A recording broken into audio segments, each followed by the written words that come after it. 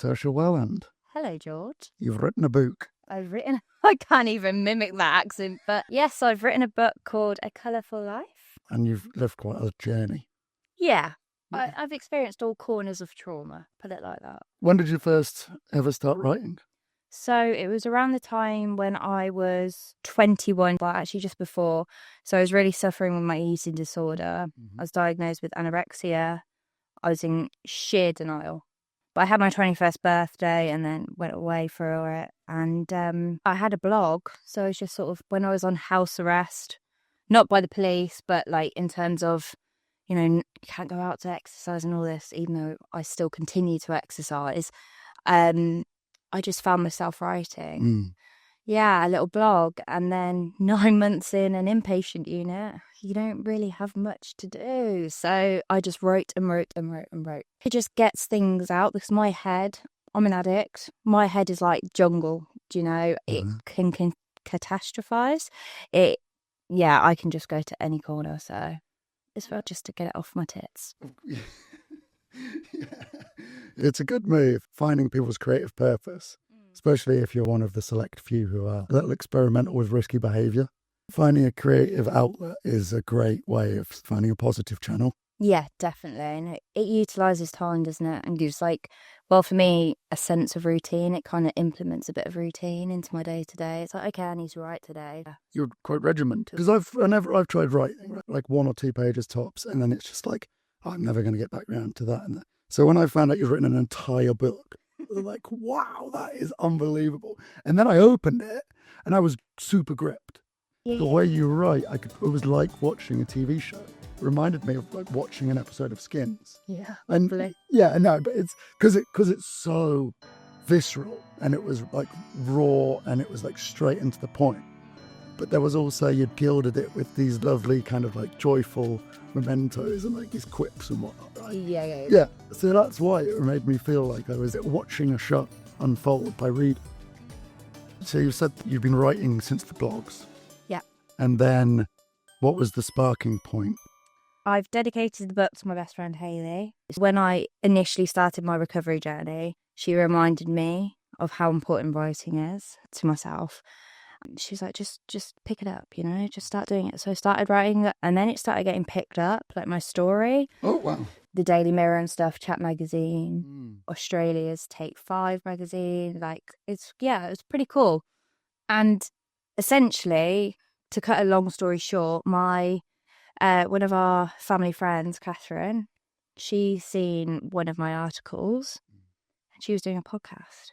So I went on to her Gobsmack podcast, and she then introduced me, it's like this ripple effect, introduced me to this group of women called the Soroptomists.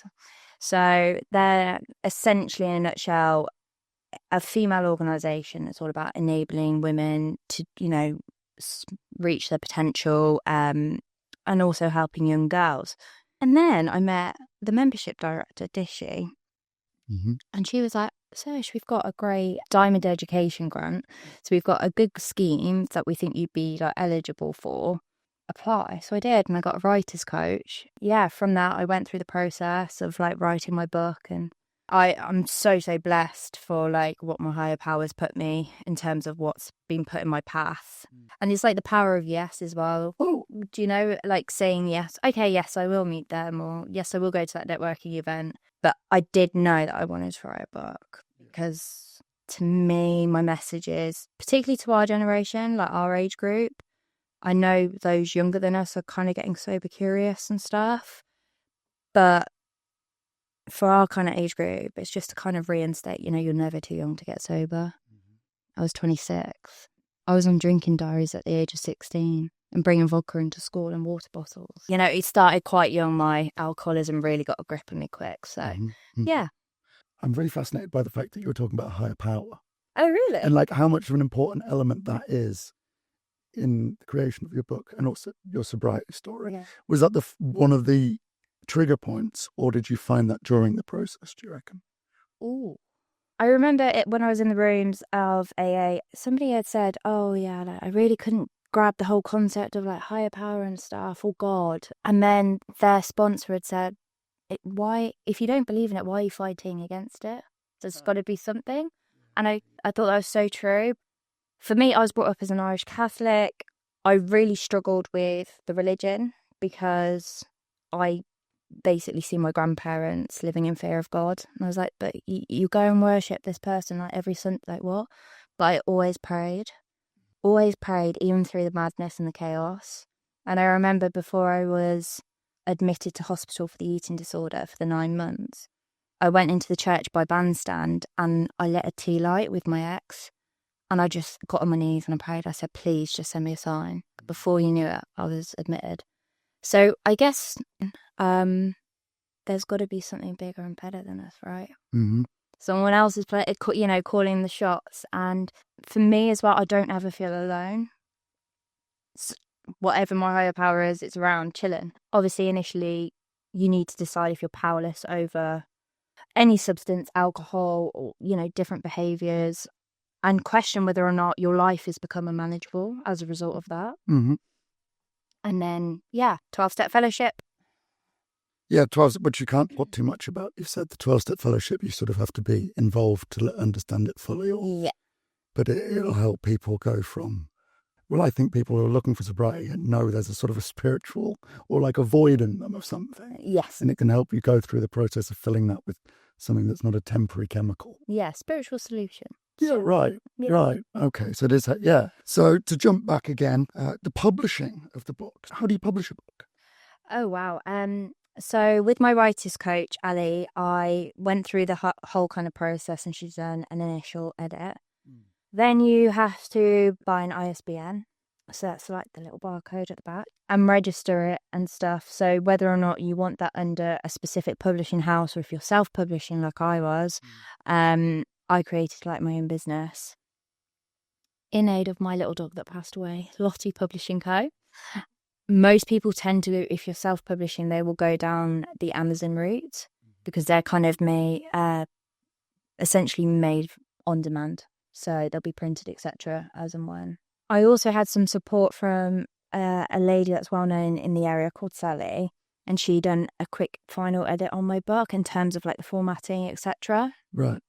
Because as it was getting closer to the deadline, I hadn't quite realised that format's really important in terms of identity, brand, blah, blah, blah. So she kindly took a once over on it. And you have to upload it to your KDP account. And it can be a little bit complicated with Amazon. Yeah. Oh, okay. Well, Amazon do print the covers and everything for you? Yeah, the whole whack. And anyone that would go through the Amazon to get it, it will just be sent directly from Amazon. So I'm going to sit one up. Okay. Yeah. So in your book and as a turning point, you mentioned a rock bottom and reaching that point. The rock bottom. I went through quite a long, crazy breakup. It wasn't just let's sever ties. It wasn't great. So I was kind of living with my best friend / my dad. I reluctantly didn't really want to be at my dad's because I was scared my drinking was going to be picked up on. Anyway, on this particular night, I went into work with a friend, got drinks at the pubs. Also went to the newsagents to make sure I had more booze because obviously I'm thinking about my next 30 drinks ahead. It's funny, they say 1 is too many, 100 is not enough. And that is me in a nutshell. So I ended up going back to my friends and I was like, fuck this. I need more top. She was like, Serge, like, you can't go, you've been drinking. I'm off. So I grabbed the dog, put her in the car, reversed out and drove into a fence apparently. Oh. Yeah, like just backed into one. It's all right. I've seen it since. It's okay. Less damage than the tree. And I was driving back to my dad's from Warwick and a song came on that reminded me of me and my ex. And I'm quite open about it. I suffer with like borderline personality disorder, which is quite hard to kind of summarize, but it's all about the extreme highs, extreme lows, the really risky behaviors, etc., etc. And this particular song came on, and I just remember unclipping my seatbelt and just beelining a tree. Whoa. Yeah, I was like, because Whoa. I've had like various suicide attempts, some quite severe ones, and then I don't really remember it, but thankfully the dog was okay. And I flipped the car and had to be cut out of the car, and I was brought into A&E. Police accompanied the ambulance. I don't remember taking my roadside, but it was 4.5 times over the limit, and the doctor deemed me fit enough to give a second sample, which they need. Was that happening? Not a chance. And there was 2 male coppers. So in my arrogant, absolutely concussed, drunken state, I really made them feel uncomfortable to the point they de-arrested me. Yeah. Right. It's a new thing, apparently. And then it was a thing. Well, thank God. There we go. And weirdly enough, the nurse that was overseeing me was the nurse that dealt with my family on the day my brother was killed. Oh. So anyway, she was there to witness the de-arresting. I was kind of in and out of it, clucking for a drink and a fag. Got home with my dad and my sister, and I hit the bottle straight away. My sister's like, "You see you next Tuesday, like, you've just done this, yet you're hitting up a drink. Where's the logic in that?" And then, yeah, between various things, within a week of the accident, I was sick and tired of being sick and tired. I was done, because we'd seen CGL, a recovery partnership. They had said because of the amount I was drinking every day, I needed to reduce my units by 10% every 3 days. So Dad, bless him, he was like, "Now, love, if I've got to like monitor and give you, your alcohol and help you reduce, I'm going to go to Majestic and get the £6 bottles of wine, because the ones I've got at home that you've been nicking are about 30 quid each." It's like, "Oh, Ian, bless you." Dad was like giving me wine and whatever at like freaking stupid o'clock in the morning all throughout. So, like, he was trying to support me in the best way he could. But I'm an alcoholic, so I had booze everywhere. Do you know what I mean? Like, scattered around the house. Okay. Always, I finally was sick and tired on the Wednesday, but on the Monday, a few days before, I was out of my secret stash. And my dad had said, "Your limit's up." I don't really remember it, but I was physically, verbally abusive to him and my sisters, to the point he said, "Call the police." And then, 2 coppers turned up. And then a few days later, I thought, actually, this ain't for me. I'm fucking done. And I called an ambulance, and I still to this day don't know if the ambulance brought me in or if Dad took me in, because I was a blackout drinker. And my friend's mother worked at A&E, so she kind of helped fast track me through, and then started detox. And I was there for 9 days, medicated and stuff. I was in Castle Ward. I had like black eyes, broken nose, broken ribs from the accident. Right. I was a picture. Yeah, wow. And you were coming off booze at the same time. Yeah. It's double whammy. Yeah, it was, with pain and stuff. But when I went to my first rehab when I was 19 for 28 days, I was introduced to AA. So I remember going to the meetings back then and like crying, "I'm different from everyone else." But I didn't listen for the similarities. I thought I was special and different at the time. But fast forward to 26, when I was on my knees, I was gifted with desperation. I was done, and I knew upon leaving hospital and being discharged, those rooms were the only thing that were going to save me. I just had this gut instinct. Right. So then I hit up a meeting. Yep. And essentially done like 90 and 90 without realising. So like a meeting pretty much every day for a 90-day period. Even though a lot of my good girl mates are still around, I pushed a lot of people away and severed quite a lot of relationships as a result of my drinking. But yeah, I didn't have much to do. And I just knew I was done. I was on my knees and I was literally black and blue, So ever since then? Yeah. Do you think rock bottom's necessary? From my experience, even though I had the accident, it took me still a week. And I think it wasn't until I hit that emotional rock bottom when I started to realise, hold on, something's not right. When you went through AA, yes, Was it like there'd been like a switch, or was it still you were having to mindfully avoid alcohol? So when from my discharge from the hospital, I was put on to a campusate, and then I still would pop into CGL, which is here in Leamington, and join some of their groups and stuff. Yeah, I had to be very mindful because initially the obsession was on me, and I haven't really touched on it in the book, but once I was out of hospital and going to AA, I was like, oh yeah, I'll just have 0% beers. Like, and I was knocking back 30 of them a day. I remember speaking initially to some people and they were like, you need to cut that out. I was like, nah, I just like the taste. I just like the taste of beer. Like, it's just like any other drink. And then I remember walking up past the Fat Pug and I'd planned my relapse. So I was going to go to the spa. I was going to get, I think from memory, I was going to get my squash, so my strawberry dark fruits. So take it nice and easy. And I was going to head up to Saxon Mill with the dog. Mm-hmm. Lo and behold, on my way, a fellow from AA had come out of their house, was going into their car and seeing me. Started chatting to me. He had no idea, but he was just like, yeah, Saoirse, how you doing? Like, and he started talking a bit of like program stuff to me. And I went, fuck this, I can't do it. I'm not doing it. And then I cut out all alternatives because I realised what a dangerous game I was playing. And that's just my experience. Like, you know, people are different things work for different people, but I was dancing with the devil. Yeah, that's what I was interested with, and if it can just be a moment of, I'm now sober. So, like, I'll kind of briefly touch on it. So, step 1 in AA is we admitted we were powerless over alcohol and that our lives had become unmanageable. My life was completely unmanageable.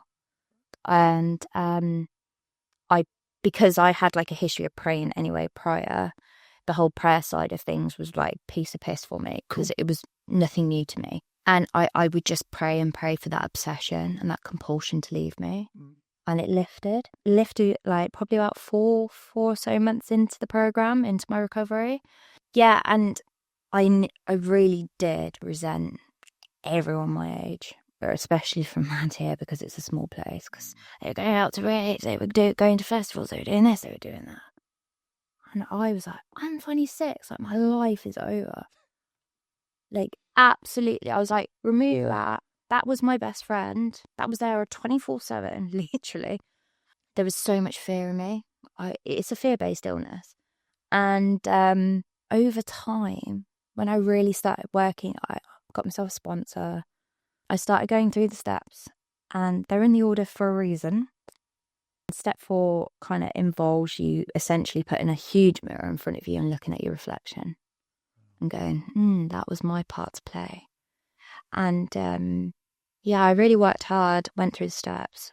And when you were going through that, between 20 and 30, most social events are lubricated with alcohol. Yeah. So what do? You know, that's what I found but what did you do? How did you get around? How did you have a social life when you're sober? Yeah, true. Well, with AA, there's like quite a big community in this area in particular. And you'd sort of do like your coffees here, there and everywhere. And initially I had quite a big tribe, if you want to call it that, in AA. That's since decreased because it's important to stick with the winners and stick with people whose sort of recovery you want. Because remember, there's a lot of unwellness, you know, and we're all there for a reason. So stick with the winners. That's pretty harsh, but fair enough. That's to the point. It's true that you got to look after yourself in that situation. I did go like to pubs quite early on into my recovery. It helped when I was drinking like the 0% and stuff. Because I was like, oh, I'm part of. But then I realised, you know, I can't be asked to be shit talking. Having the same conversation 4 times over with someone, or watching my friends go on Tinder, like trying to, you know, I was like, oh, I haven't got time for it. So yeah, I just started having a core group within the fellowship. I always loved things like yoga and that. And I just started kind of getting into my wellness, my writing. And like I'll go to a pub happily. If I'm in a supermarket, particularly when I don't know, and I walk down the alcohol aisle, I'm not going to shit myself. You know, some people can't do that, which is okay. Yeah. To me, it's everywhere, right? It is. It's a massive part of the culture, the British culture. Yeah. Whenever I go, I don't drink. The amount of people that just casually will make a comment where you just think you're not aware of how much, they are leaning on it as a crutch. And equally, people like kind of look at you like, oh, you don't drink, why? Yeah, they want to know what happened.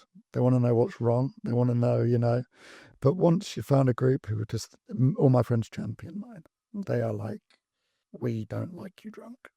Yeah, just me and my friends. Yeah, right on. Yeah. I was the last one to that party of me being an alcoholic. People should be very aware of whether or not it's them.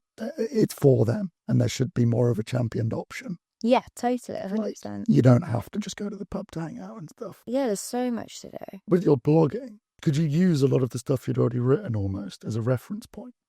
Honest, I didn't really refer back to my blogging. Oh. Yeah.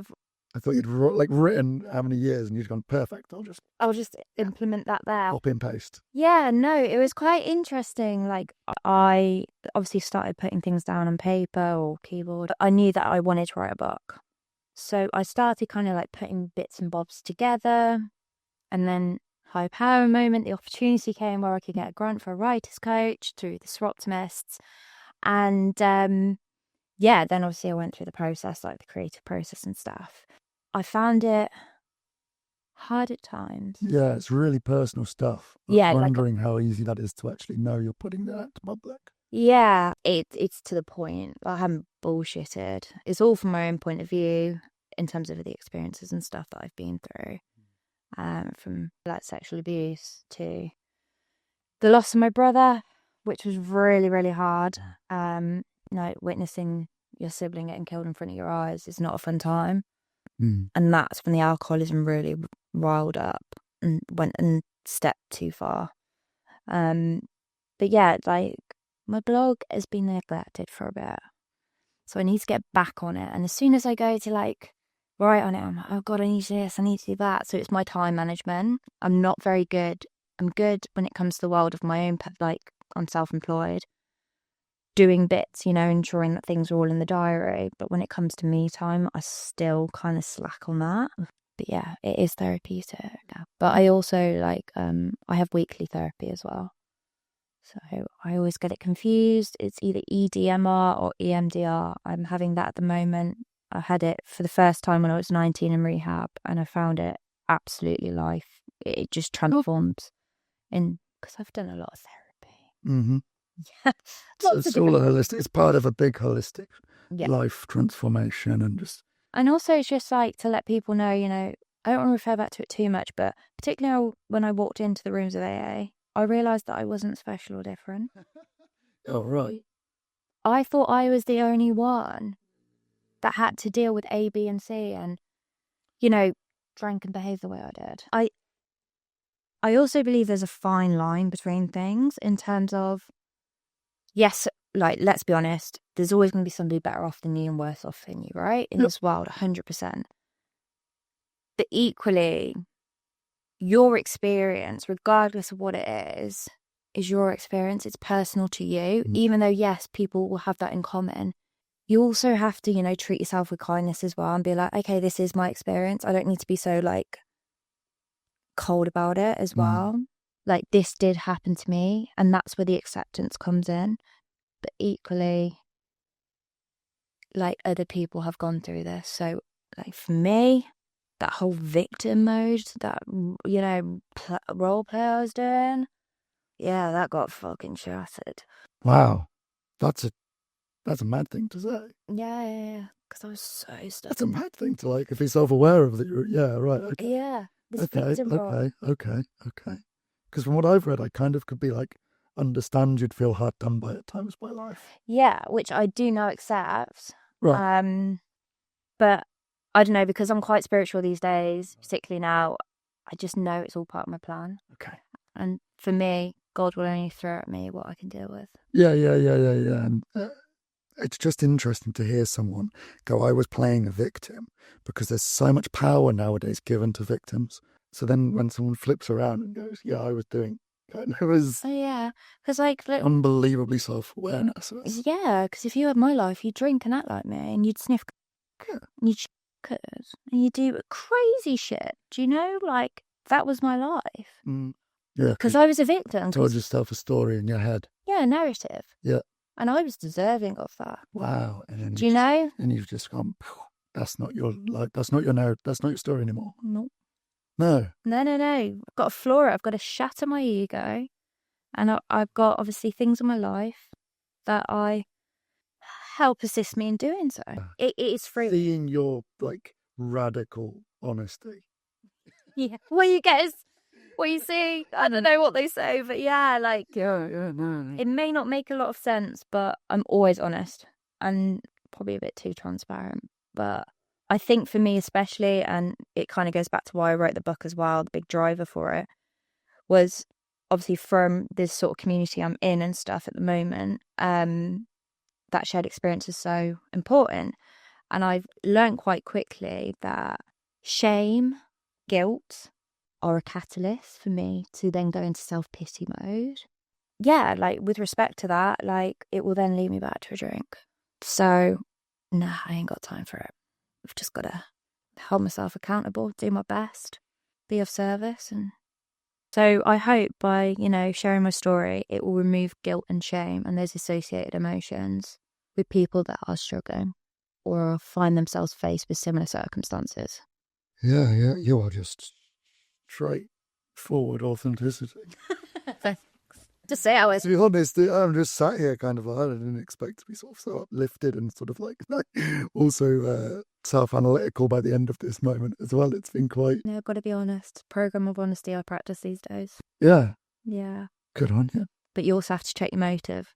Because sometimes it's like, why are you being honest about that? Oh, don't get too complex, because I'm going to end up in a philosophical wormhole. Mm-hmm. You know what I mean? What even is good? You mentioned in your book, towards the end, you might write another book. Oh, yes. Was that true? Was there truth in it? Yes. Since getting sober, I keep things in the day. Obviously, that doesn't prevent me from having goals, drives, ambitions, and a sense of where, I want to kind of direct my life. But this year, even though it's not really a resolution, I really want to look at establishing kind of a brand, because I guess in this day and age it is like a brand, right? And by that I mean like collabing with, doing podcasts for yourself. I've got hopefully a few more in the pipeline, working closely with like quite big kind of alcohol-free movements. Oh, cool. And some charities. That'd be great. Yeah, so I do, once I kind of get that up and running, and I've got a bit of time, because life's crazy at the moment, I think I'm really going to shed some light on my anorexic journey. Okay. Because I lost a friend to suicide. He went through similar things to me. And I'm weight restored now. I was put on antipsychotics by a psychiatrist in recovery. I'm not anti-tablets at all. And I put on over 3 stone of weight. So now I've come off them safely with the guidance of my GP. But that was really triggering for me. Being that was the biggest I've ever been in my life. I've never been over a size 8 until then. I was like, ugh. But I've also learned from working with my sponsor, an eating disorder is the greatest form of self-obsession. And also like that need to control, and I love to have control and exert my power in whatever way. And I think it's really key, particularly like being weight restored. I think that is the most dangerous point of an eating disorder recovery from my own experience, because you have to sit with being where you're at and not engaging in behaviours. So again, it comes back to that obsession and compulsion. Mm-hmm. So maybe I'll share a bit on that. Yeah, because after the end of that, I was like, oh, what a current reading. Oh, thank you. Eventually. That's why I was interested if you're going to do another. Well, I call them my double A's, anorexia and alcoholism. I don't have double A's anymore. I've lost a bit of weight, but Christ, they're a bit bigger. But yeah, it was just crazy. So I kind of just want to build a sense of community, particularly around here. Call them sober serenades, for people to share their account. Also, I think when you get sober as well, and there's so many different ways to support yourself in terms of therapy, like charities, like-minded people, fellowships. You start really doing the work on yourself, and we're complex people. Any human being is complex, but you also learn that, to be honest with you, did I enjoy half that shit I got up to? I have a sense of fulfillment now and purpose, and it's great. I went cold water swimming the other week, 6 degrees, no wetsuit, may I add. Yeah, in the skins, as they call it. So I went to a place called Kington Grange in Claverdon. Oh, really, really cool. It's like, it's very... Is it an indoor? No, outdoor lake. Yeah. Yeah, a few weeks ago, it must have been Baltic. Yeah, it's 6. People love that. I'm not going to turn into Joe Rogan. We're not going to do a part. We're not going to do a part on ice water swimming. Imagine. Well, yeah, it's been terrific. Thank Really, you very much for reminds having me. portion from your book, which says, grief is a funny thing. The stages you go through are like a whirlwind, and they hit you unexpectedly, almost in a haunting sense. For me, it's about accepting my new reality, that sadly the person is but a memory, and that's why I prioritize making memories with those I love. After all, that's all we have. I read that and I was like... That's so true. We're going to 2 things in the world, life and death. And I want to be sober to actually experience and treasure them. Say yes to life. Yeah, fuck it, why not?